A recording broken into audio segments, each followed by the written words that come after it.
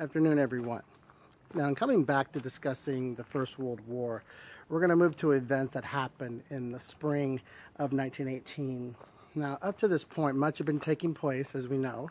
The Bolshevik Revolution had happened in Russia, and so Russia was effectively out of the war. They signed a treaty with the Germans that they were going to be out of the war. So that happened at the Treaty of Brest-Litovsk.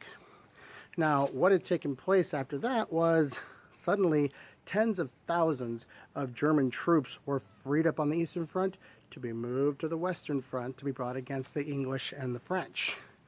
And that created a problem because, Germany was also really concerned because, okay, yeah, they knocked out Russia and Italy had lost its offensive capability, but they also knew that with the United States entering the war the year previous, they started landing troops in France around that time.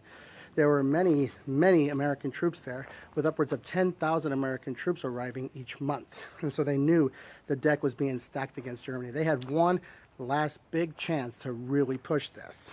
And so they massed all of their troops they could on their western front to do a major spring offensive. General Ludendorff, who was basically the military dictator who kind of pushed the Kaiser out of the way, said if this was going to be it, we're going to put everything on this one. And so in March of 1918, Germany did their major spring offensive, and they smashed the Allied divisions that were in that area. There were upwards of 170 Allied divisions, two of which were Americans because the rest of American troops weren't up yet. And so they made that big smash, and they broke through. So they'd been in the trenches for 4 years. They finally broke through, and they were making major advances. And then something peculiar happened. The advance stopped. No one understood why.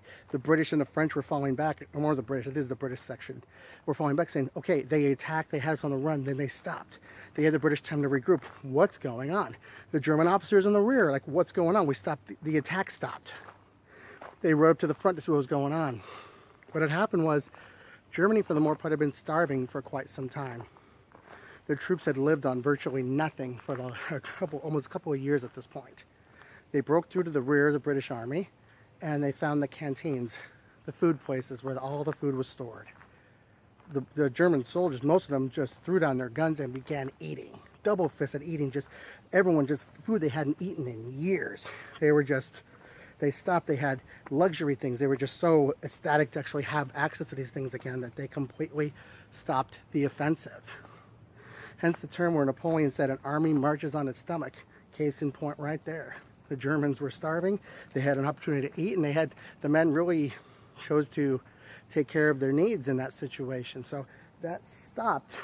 That was one of the main things that stopped the 1918 offensive. It gave the British and the French the chance to restabilize the lines and begin to do their counteroffensive, because this was Germany's last big gamble. People have theorized back and forth that if Germany had continued the offensive, they would have effectively broke the French and British lines and won the war, but that's still all theory. You can't say for sure what would have happened. So those are some things to think about. So there you go.